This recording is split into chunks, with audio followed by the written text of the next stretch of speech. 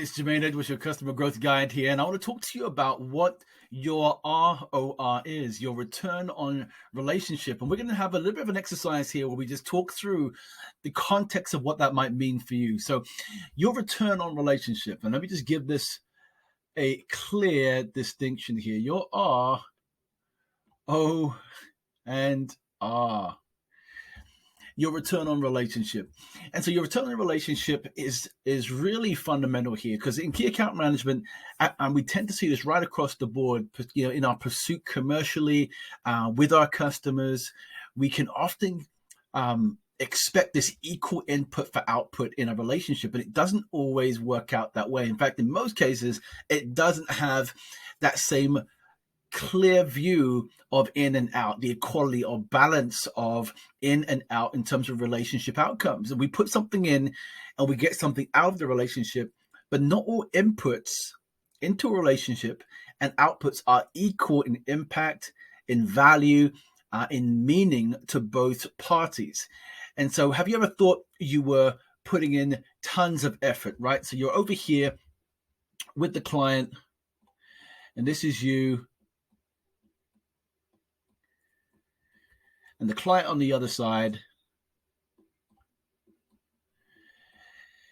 and you are putting in tons of value. You're sending value the way of the client, and for whatever reason it is, what's coming back is less than what you're giving. You're giving 3, you're getting 1 back.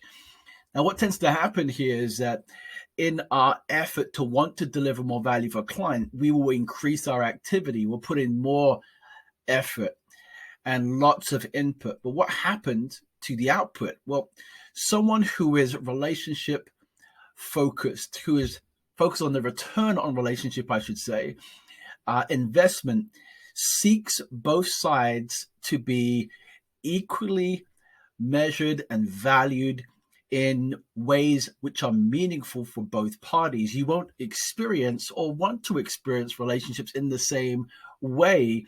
And the output and meaning of that relationship interaction, the value of that will feel and look different for each person. So someone who is relationship on relationship, return on relationship minded will ensure there are accurately defined commitments and expectations that drive mutual collaboration, right? So big themes here. So we've got expectation. Yeah, super important. We have commitment. Definitely want to commit. That's needed there. But also want to have things that are collaborative, right?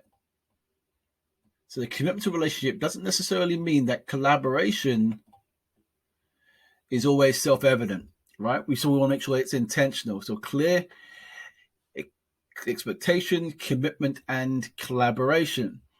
So once we have that in mind, and we're thinking about the benefit to the client, return on relationship, the key being defined here. If we study the work of social relationship theory or look at the work of John Gottman, even in marriage relationships, what we'll see is a broad truth, right? All relationships can be enjoyable, but not meaningful if both parties aren't honest and pursuing getting better. I'll say that again. All relationships can be enjoyable, but not meaningful if both parties aren't honest and pursuing getting better together. So we all want to be mutually understood and respected partners with our customers that are highly valued and sought after by both parties. So here's what we want instead. Instead, we want to have us here and our client, bring our client closer to, because we have clear expectations and commitments, and we have clear collaborative areas, that the value between us is actually the exchange between us is matched by meaning and clear rewards on those inputs. So an example could be here, the meaning of your communication is not always the response, right? So we want to, in expectations, maybe the expectation here is that, hey, we would love for greater response to a specific kind of email, a specific type of message. And so that response and the non-receiving of a response will mean something to you, and it actually has implications. So as long as we're explaining that up front and we have that clear set area with that client, then the response here, you're sending something of value, and then you're expecting a response within a reasonable time. That is also an exchange of value in the relationship. Speed, responsiveness. Oftentimes we think about values, these very broad, oftentimes, sometimes existential areas of, feeling happy, feeling safe, and those things are really important. But oftentimes the greatest meaning comes in the areas that we least expect. And sometimes it's in the small efforts of responsiveness. But if we aren't clear on the things that are most meaningful in the relationship to be successful, both for us and our clients, it's very unlikely we'll get the return on relationship that we want. So how do we make sure that what we're doing is not just enjoyable, but meaningful? 3 big ideas. So number 1, let's put this down. Number 1, do a relationship audit. Yeah, so we want to do a bit of an audit and put some stuff in, right? Bit of an audit. And what the audit's going to do is you're going to have a think about the actual content, the quality of the conversations that you're having, and whether or not you're actually getting the in-out experience that you're expecting. The second is we're going to make really clear to ourselves what impact do we want to make in this life? What do we want to have? What relationship to look like? What do we want this to look like exactly? I'm going to be really clear with that and make sure that we are going to express that clearly with our clients and ask for their input as well.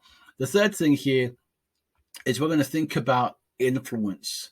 So how do we influence and move relationships forward? So we've got the audit, which is a self-evaluation, impact in terms of what's most meaningful between you and the client, and influence is how do we move things forward?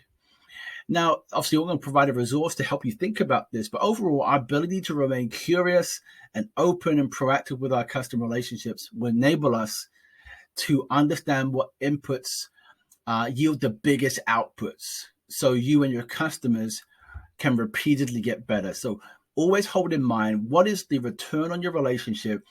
Inputs and outputs are not equal unless clear expectations, commitments, and collaboration is established. Think about the audit. What impact do you want? And then I'll show you exactly how to influence the steps moving forward. And I'll have that in the video link. See you soon.